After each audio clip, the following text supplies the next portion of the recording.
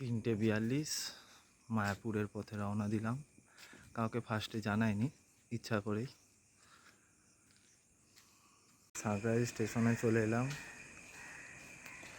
এসে একটু বাজে কাজ করে নিচ্ছি। 4:05 ট্রেন আছে নবদ্বীপের, আমাদের সাঁকরাইল স্টেশন। তোমরা কিন্তু এই বাজে কাজ করো না কেউ, খুব বাজে জিনিস, কেমন? ওটার পাসপোর্ট পেয়ে গেছি, চাপ নাই। আর কেউ ধরলে এটা মুখে ছুঁড়ে মেরে দেবো, আবার নিয়ে নেব।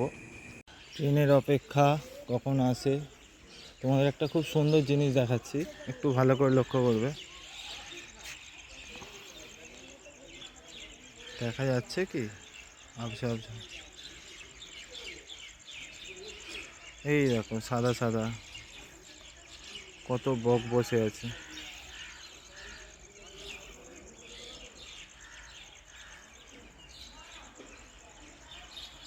যাই ট্রেন মামা চলে এসছে, 2 নম্বর প্ল্যাটফর্ম।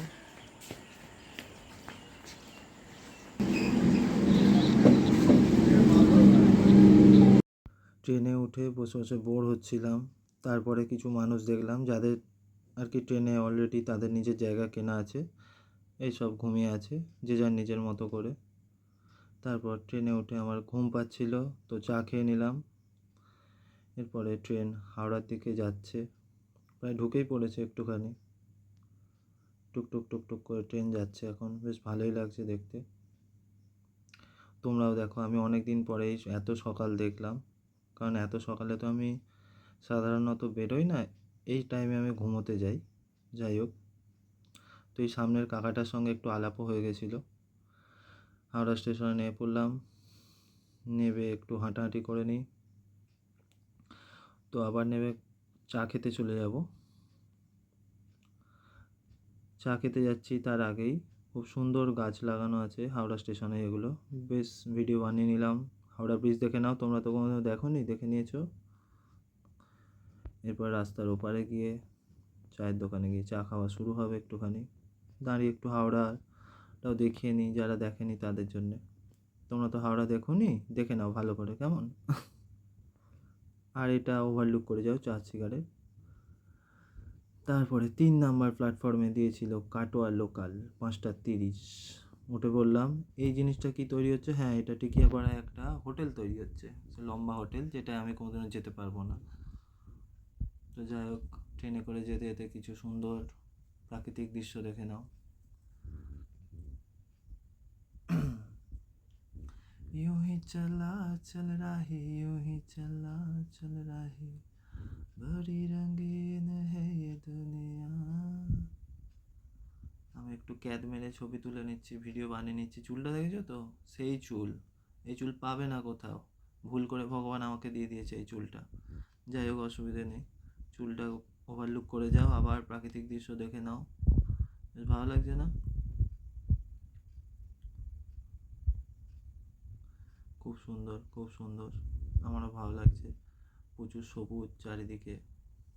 এটা হচ্ছে বসে বসে আমি ভিডিও করছি, জানি তোমরা বোর হবে দেখে, তাও বোর হও, বেশি করে দেখো। আমারও বেশ ভালোই লাগছে দেখতে, তাই জন্য তোমাদেরও দেখাচ্ছি। এই ভাইটার সঙ্গে আলাপ হয়ে গেছিলো, রাকেশ ভাই। আমি তোমার চোখের কালি চাই, তাই তোমার দিকে তাকাই, তুমি তাকাওনি আমার দিকে, ধূসর বিকেল, কালো রাস্তাও রং হারায় ধূসর ধোঁয়ায়, কিছু শরীর কথা বলে যায়, লা লা লা লা লা লা লা,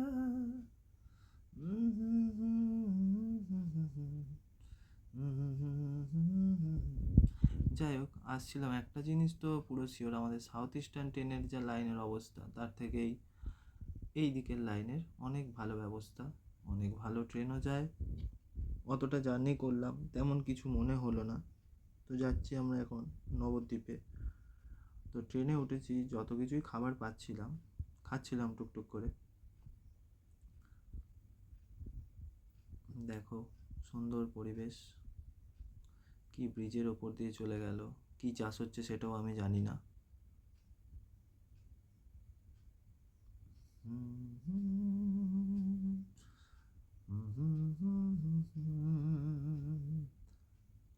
লা লা লা লা লা।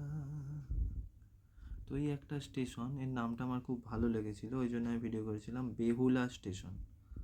খুব সুন্দর নামটা। তারপরে ট্রেনের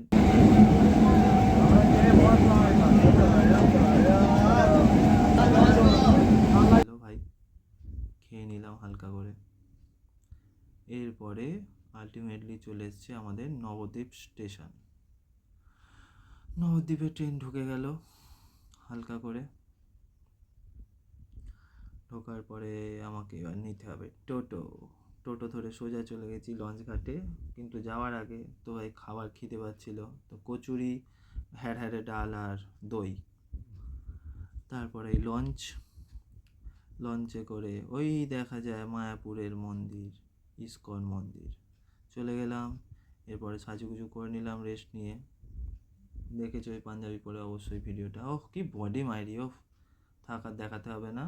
পাঞ্জাবি পরে নিলাম।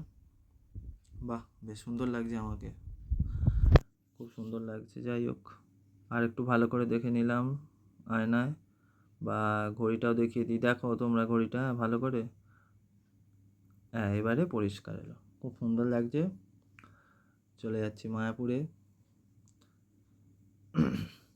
কি বকছি নিজেই জানি না, যাই হোক ভুলে গেছি তো। হ্যাঁ এই এলো মায়াপুর মন্দির, বেশ সুন্দর। এখনও কাজ চলছে, কাজ কমপ্লিট হয়নি। এই দেখো দেখতে পাচ্ছ এদের। মায়াপুরে গিয়ে এত বৃষ্টি হয়েছে কি আর বলবো, ভিডিও আগে পরে হয়ে গেছে। তো এই হচ্ছে ব্যাটালিয়ান, এদের দেখতে গেছিলাম। কয়েকজন আমার বন্ধু আছে, নামগুলো ভুলে গেছি, আমায় ডাকছিল।